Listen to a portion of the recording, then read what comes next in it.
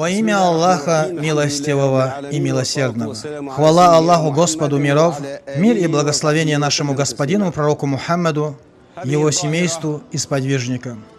Это явление не наследие.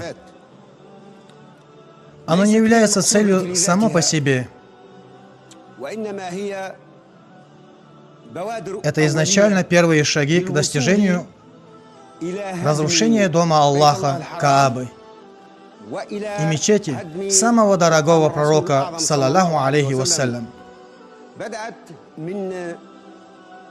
А началось это в начале 18 века с появлением англичан и автора книги «Завоевание арабского мира»,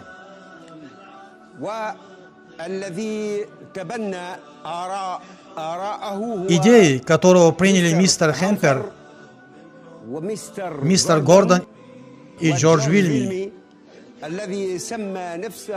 который называл себя Абдуллой Зайламием.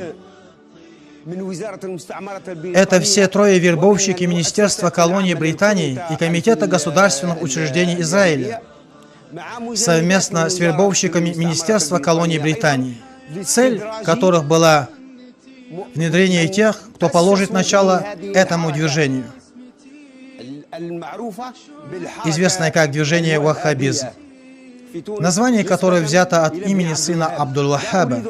Я не хочу упоминать его первое имя, очищая имя нашего господина Мухаммада, саллаллаху алейхи вассалям, чтобы никто не сравнил его с таким, как сын Абдул-Ваххаба.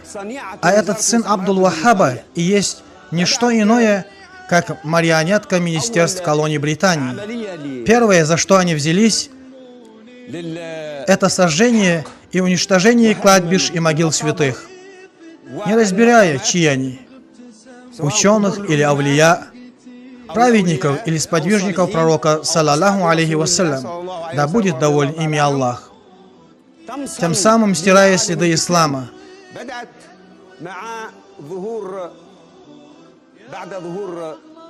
Все это появилось с рождением государства Саудия, которое произошло из местности Дурайя. Предводителем племенем Дурайя Мухаммад бин Сауд первым стал сотрудничать с сыном Абдул-Ваххаба из племени Уейна, а эти две племени были союзниками. Позвольте, шейх, спросить у вас, какие проблемы были у ваххабитов, о которых вы говорите сегодня, с учеными, авлия, праведниками и могилами святых? Расскажите нам про эту проблему. Проблема в том, что они совершают поступки, не зная их результата и не понимая, для чего делают это. Потому что эти действия и есть результат диктовок мистера Хемпера, сыну Абдул-Ваххаба. У меня есть его книга. Если хотите, прочтите ее. Она называется «Как мы покончим с исламом». Есть еще книги. «Искоренение принципов исламского права», «Уничтожение». Эти книги с переводом. «Уничтожение единства ислама».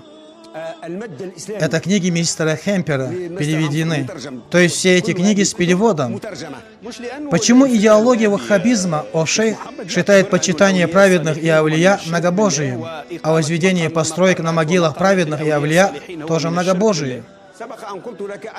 Еще вначале я сказал, что они совершают действия, не понимая причин для их совершения и не зная, на что они нацелены и к чему приведут.